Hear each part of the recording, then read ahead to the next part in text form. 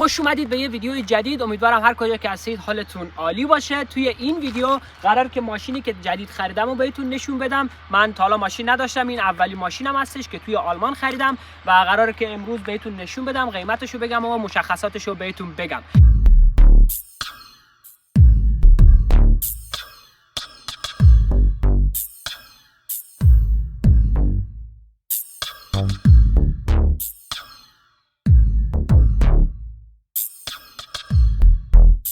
من یه ویدیو دیگه هم ساختم که توی اون ویدیو بهتون توضیح دادم که چطوری میتونید توی آلمان گواهینامه بگیرید، همون فروغاشاین.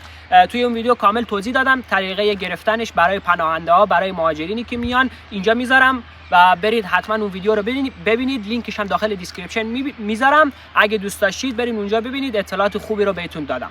خب این ماشینی که من گرفتم، بیا نزدیکتر یکم. همونجور که میبینید این ماشین سیتروئن هستش، ماشین فرانسوی هستش. من ماشین آلمانی نگرفتم، دلیلای خاص خودم رو داشتم. میتونستم مثلا بی ام و اینجور چیزا هم بگیرم، ولی خب اون قیمتی که من میخواستم بگیرم، مثلا قیمت من زیاد پول نمیخواستم مصرف کنم، نداشتم که مصرف کنم پول زیاد، و در حد اون پولی که من میخواستم بخرم یه ماشین به حساب نباید مثلا آلمانی میگرفتم، چون اونا دست دوماشو بخوای بگیری، همون مصرف شده هاشو بخوای بگیری، اونا معمولا خیلی کار کرده باش و خیلی راه رفته و خیلی دلایل دیگه داره. به همین دلیل من تصمیم گرفتم که یه ماشین فرانسوی بگیرم، سیتروئن. حالا از جلو بیان ببینید خودتون. البته یه چیز دیگه هم بهتون بگم که من این ماشین رو تازه نگرفتم، یعنی همین امروز نگرفتم. این ماشین رو یه ماه گرفتم، ولی خب ویدیوشو نذاشتم و الان ویدیوشو براتون میذارم. اینم نمای جلوی ماشین هستش و بریم با هم نمای پشتش هم ببینیم.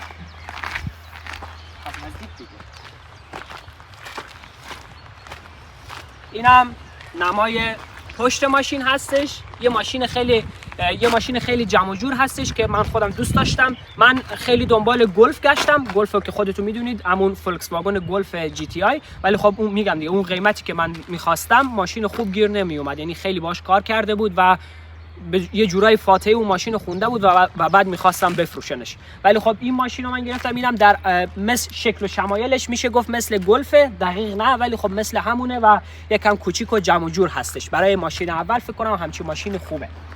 و نمای این ورش هم که معمولا که این ورم مثل همون وره دیگه، فرق نمیکنه. و خلاصه مشخصاتشو بیا اینجا بهتون بگم. مشخصاتشو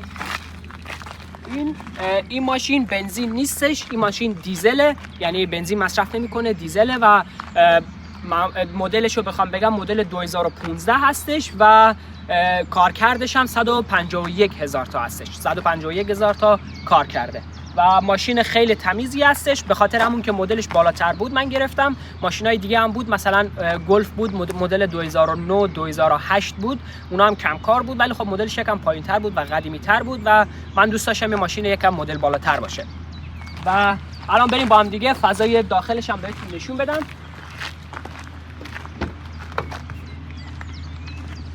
بده من گوشی رو من خودم فکر. این فضای داخلش هستش. من الان بذار من روشنش کنم.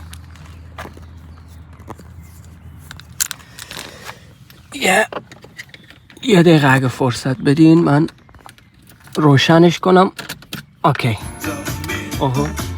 الان بذار صدای اینا بیارم پایین. رادیو هستش و این هم همونجور که میبینید فضای داخل ماشین هستش که به نظر خودم داخلش خیلی نوعه، یعنی هیچ مشکلی نداره داخلش. و اینم یه یه ویژگی خوبی که داشت، این یه راست به حساب میتونید با گوشیتون داخلش انملدن کنید، همون ثبت نام کنید داخلش و میتونید قشنگ، یعنی گوشی بهش وصل میشه. بعضی ماشینایی که مدل 2010 2013 هستش، این جای شمی که میدونه خودتون باید یه چیزی وصل کنید و بعد به بلوتوث وصل شه. و خلاصه اینم فضای داخلش بود. این عقبش هم اگه بخوام بهتون نشون بدم اینقدر جا داره. حالا من این صندلی رو گذاشتم، صندلی برای خواهر کوچیکم هستش. و این من که بشید یا یه نفر وقتی بشه، بیا دوباره فیلم بگیر.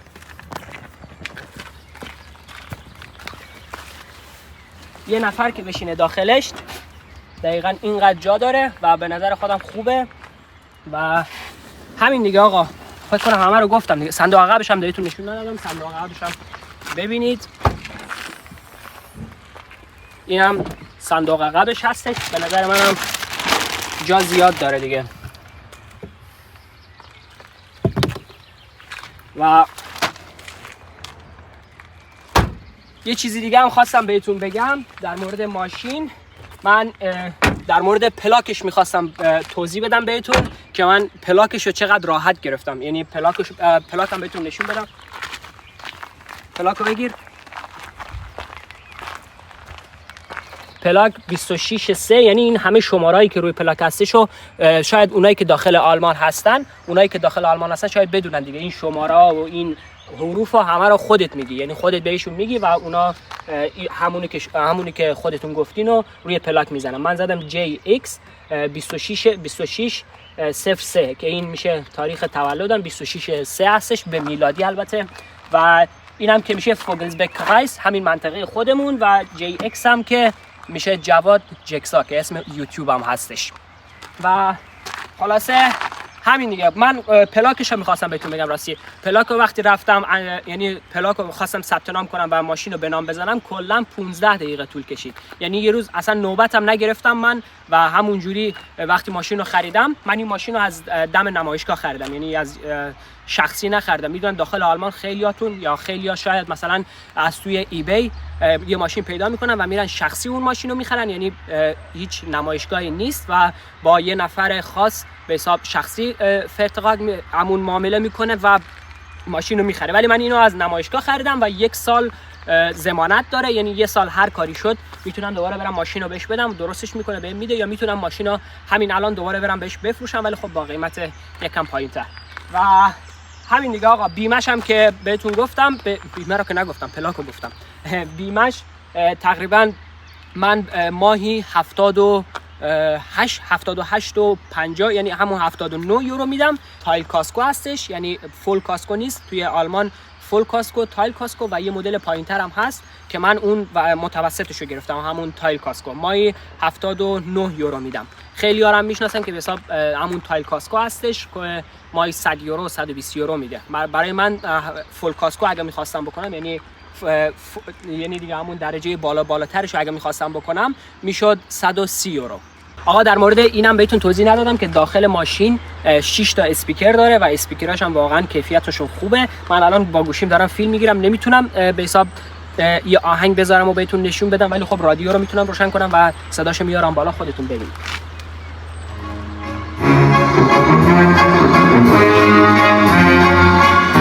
اینم بود از کیفیت بانداش، همون اسپیکراش که گفتم دیگه. آهنگ نذاشتم که با گوشیم دارم ویدیو میگیرم الان، و گفتم 6 تا اسپیکر داره داخلش و کیفیتاش هم عالیه. یعنی سیستم برقی داخلش کلا کار میکنه، یعنی مثلا هیچ کدومشون مشکل نداره، سیستم داخلش کلا اوکی هستش و سیستم بیرونش هم همینجور دیگه. یعنی ماشین خودم رفتم بازم 1 سال ازش ضمانت گرفتم و ماین فنیشم، در مورد ماین فنیشم بهتون نگفتم. ماین فنیشم همون موقعی که من خریدم، همون روزی که رفتم خریدمش، فرداش خود یارو از همون کسی که خریده بودم خودش نوبت ماین فنی گرفت و فرداش با خود یارو رفتیم همونجا ماین فنی کردیم و داخل از ماشین هیچ ایرادی نگرفت، یعنی گفت هیچ ایرادی نداره، بدون هیچ ایرادی ماین فنیشو به مدت 2 سال بهمون داد.